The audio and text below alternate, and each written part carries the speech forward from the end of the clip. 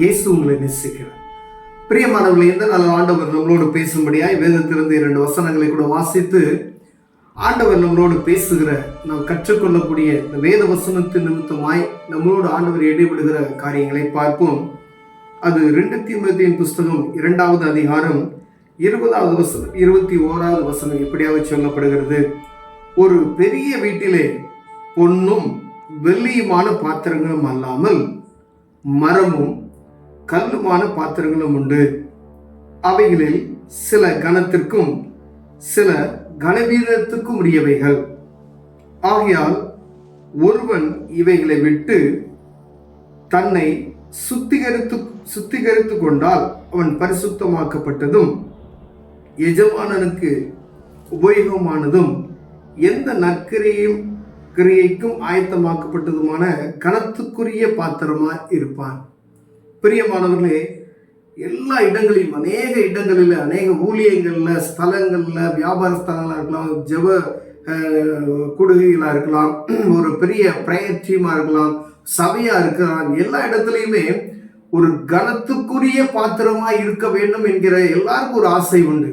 ஆனால் இங்கு ஆண்டவர் ஒரு வித்தியாசமான ஒரு காரியத்தை எழுதி வைத்திருக்கிறதை பாருங்கள். ஒரு பெரிய வீட்டிலே பொன்னும் வெள்ளியுமான பாத்திரங்களும் உண்டு. ஒரு வீட்டில் அல்லாமலும் மரமும் மண்ணுமான பாத்திரங்களும் உண்டு. அவைகளில் சில கனத்திற்கு சில கனவீனத்திற்கும் அப்படின்னு போட்டிருக்கு. சில பொருட்கள் கனத்திற்குரியது, சில பொருட்கள் கனவீனத்துக்கு உரியது அப்படின்னு போட்டிருக்கு. பாருங்க, எல்லாருமே எல்லா ஒரு உயர்ந்த ஸ்தானத்தில் இருந்தால் ஒரு சிறிய காரியத்தை செய்வதற்கு ஆட்கள் வேணும், அதையும் செய்யணும்.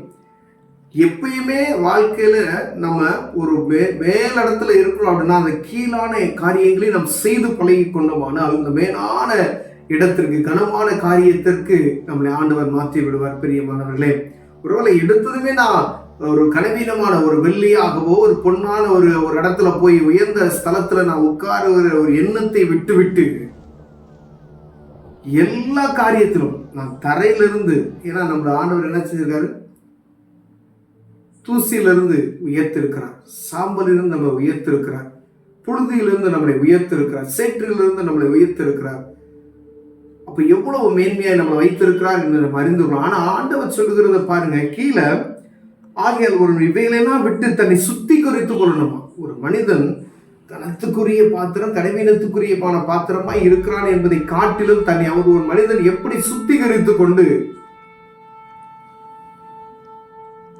அவன் பரிசுத்தமாக்கப்பட்டது எஜமானனுக்கு உபயோகமான பாத்திரமா, நீ எப்படி கனவீனமான பாத்திரமோ கனத்துக்குரிய பாத்திரமோ உன்னை சுத்திகரித்துக் கொண்டு பரிசுத்த ஆவியின் அபிஷேகத்தை பெற்றுக்கொண்டு ஆண்டவரோடு இடைப்படக்கூடிய ஒரு மனுஷனாய் நீ வெளிப்படும் பொழுது மாத்திரமே ஆண்டவருக்கு உபயோகப்படுகிற ஒரு பாத்திரமாய் இருக்க முடியும் என்கிற இந்த வார்த்தையை நாம் கவனமாய் பார்க்கும்படி அழைக்கப்படுகிறோம். பிரியமானவர்களே, நான் ஒரு சபையில ஒரு வர்ஷிப் எடுக்கிறதுக்கு, ஒரு தலைமைத்துவத்தில் இருக்கிறதுக்கு அப்படிப்பட்ட ஆட்கள் உண்டு. அங்க சேரும் துடைக்கணும்.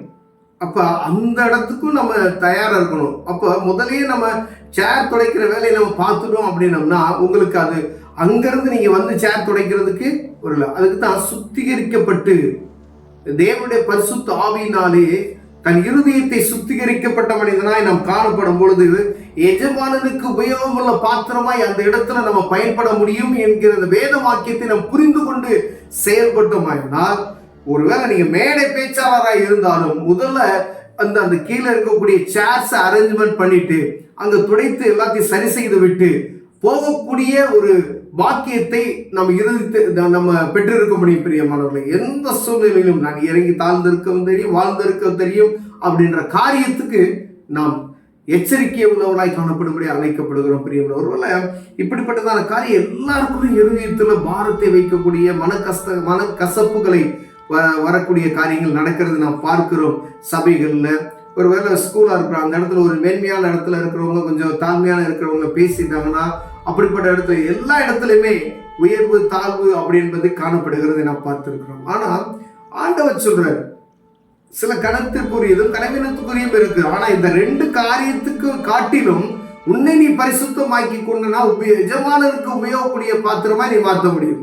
நீ எங்க இருந்தாலும் சரி, நம்மளை சரி செய்து கொண்டு போயானால் அது எந்த வேலையை நீங்க செஞ்சீங்கனாலும் சரி, எஜமானனுக்கு பயன்படக்கூடிய ஒரு பாத்திரமா இருக்கிறோமா என்பதை நாம் பார்த்துக் கொள்ள முடியாது அழைக்கப்படுகிற பிரிவு. ஒருவேளை இப்படிப்பட்ட காரியத்தை நம்ம குறைச்சல் உள்ளவர்களாய், இருதயத்துல பலவீனம் உள்ளவர்களாய், ஒருவேளை இப்படிப்பட்ட கசப்பான காரியங்கள் நம்ம இருதயத்துல வளர்த்து கொண்டும் இருப்போமானால் ஆண்டவர் உங்களோடு என்னோடு பேசுகிறார்.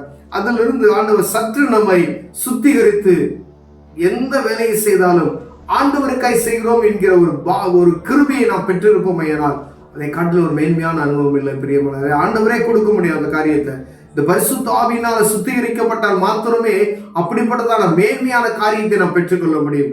முதல்ல அதுக்கான காரியம் என்ன செய்யணும்னா, ஆண்டவருக்கு எனக்கு உள்ள தொடர்பு, ஆண்டவருக்கு எனக்கு எவ்வளவு நேரங்கள் செலவு பண்ணுகிறோம், இதுல நம்ம ஜாக்கிரதையாய் காணப்பட்டோமே ஆனால் அப்படிப்பட்டதான மேன்மையான அனுபவத்துக்கு ஆண்டவர் நம்ம அனைத்து செல்ல வல்லமையுள்ளவராக இருக்கிறார். கண்களை விடுவோம். கர்த்தர் நம்மை ஆசீர்வதிப்பார். அன்பின் தகப்பனே, ஆண்டவரே, நாங்கள் எந்த சூழ்நிலை கனவீனமோ கனமோ எந்த பாத்திரமாக இருந்தாலும் சுத்திகரிக்கப்பட்டவர்களாய் ஆண்டவருக்கு உபயோகமான பாத்திரங்களாய் இருக்க எங்களுக்கு உதவி செய்யும். இயேசுவின் நாமத்தில் பிதாவே, ஆமென்.